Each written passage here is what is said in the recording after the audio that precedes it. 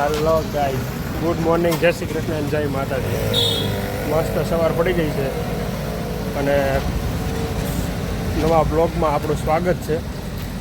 તો લાઈક કરજો, શેર કરજો અને સબસ્ક્રાઈબ કરવાનું ના ભૂલતા.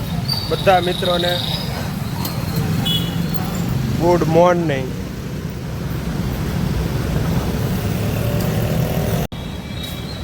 વેકેશન ખુલ્યું ને આજે 5 દિવસ થઈ ગયા, પણ હજી આમ જોઈએ એવો જે દિવાળીનો માહોલ તો ખુલ્લો જ નથી. તમે જોવો, હજી આમ જોવો એટલે બધું તમને એમ જ લાગે કે આ કાંઈ વેકેશન જ છે. આમ હજી કોઈ માણસો આવ્યા જ નથી ને ગામડેથી આવવાવાળા છે એ પણ ફોનમાં એમ જ કહેશે કે 5 તારીખ 10 તારીખ પછી આવવાનું. એટલે હજી કોઈ એવો બધો માહોલ તો ખુલ્લો જ નથી.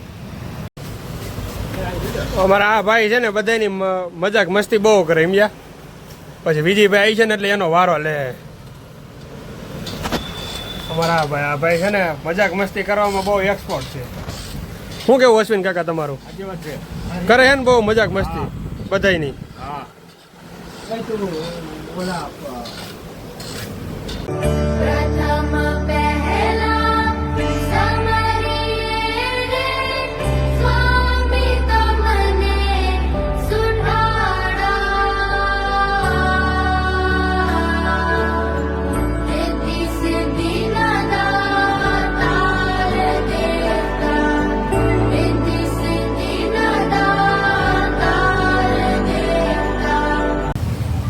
ચા પીવાનો ટાઈમ થઈ ગયો છે.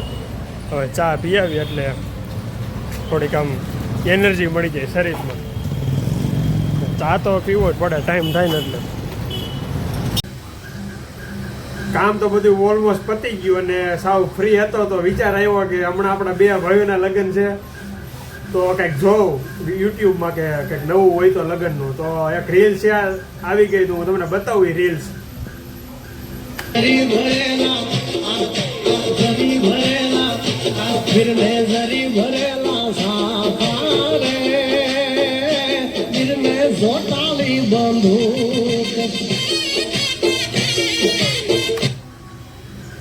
આવી જ રીતે 2 ભાઈને ઘોડીમાંથી ઠેલવવાના છે અને આપણે પણ ઘોડી ઠેલવવાની થાય છે.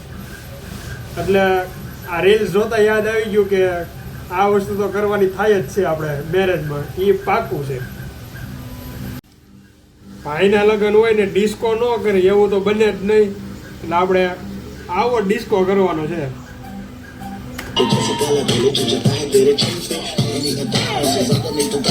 लड़के तो मार ही देती होगी तू दिन में.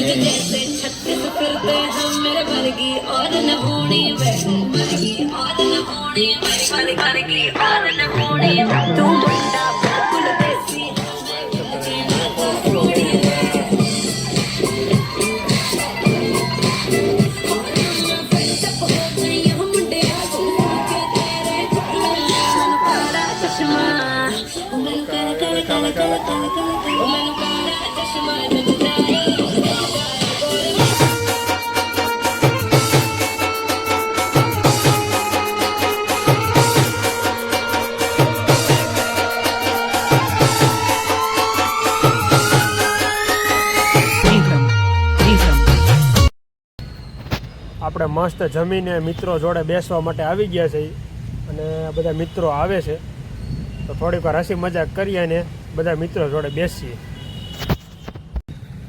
ઘરે જવાનો ટાઈમ થઈ ગયો છે અને બધા મિત્રો હવે ધીમે ધીમે ઘરે જાય છે.